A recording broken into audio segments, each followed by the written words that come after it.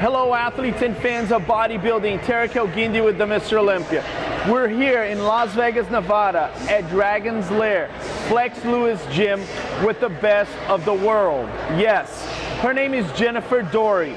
The most popular category in the world in the female side is the bikini, and she's the best in the world. Jen, thank you so much for being here with us. Now Jen, you've always been one of the best competitors. But this year, you represent the best in the world, right? A lot of competitors, a lot of girls, they look at you, they want to know what you do, they want to know how you train, how you eat. How has your life changed since you became Ms. Olympia Bikini?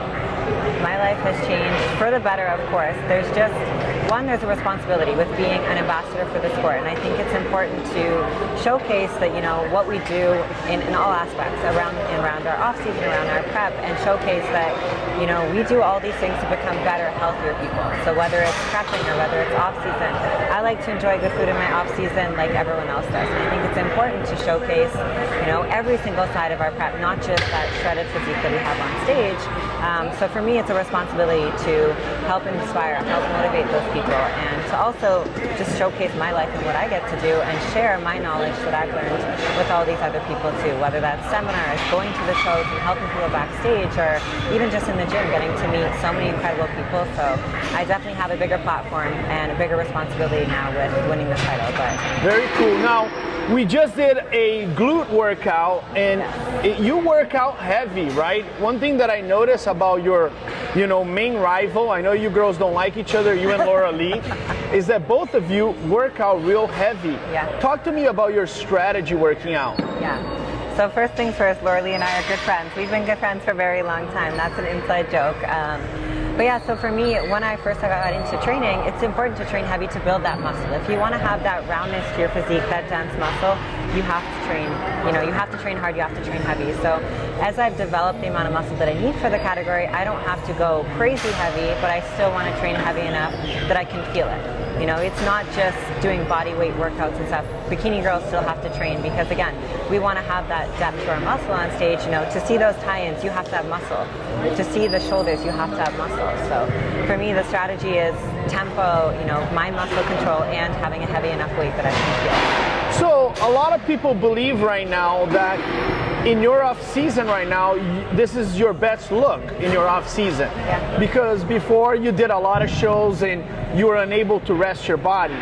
Do you actually think that your physique in the 2022 Mr. Olympia is going to be better than the winning version of 2021? 1000%. I am so excited. I start my prep next week, so I'm going to start nice and early, have lots of time, and I feel way better now than I ever have. So I know I'll be bringing my all-time best physique, and I'm just so excited to step on stage and show it off. So I'm like, I can't wait to get on stage. Now, let's get a little bit uncomfortable here. Yes. You have rivals. Of course. Okay.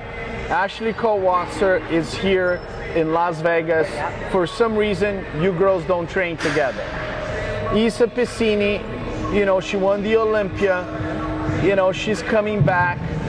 And you have your friend, Laura Lee Chapados, who's been winning all these shows. There's a hype on her. What do you think about your competitors? I know you girls like each other, but tell me something negative about them.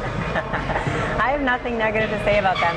Everyone that you listed is world-class competitors, inside out, great people, great competitors.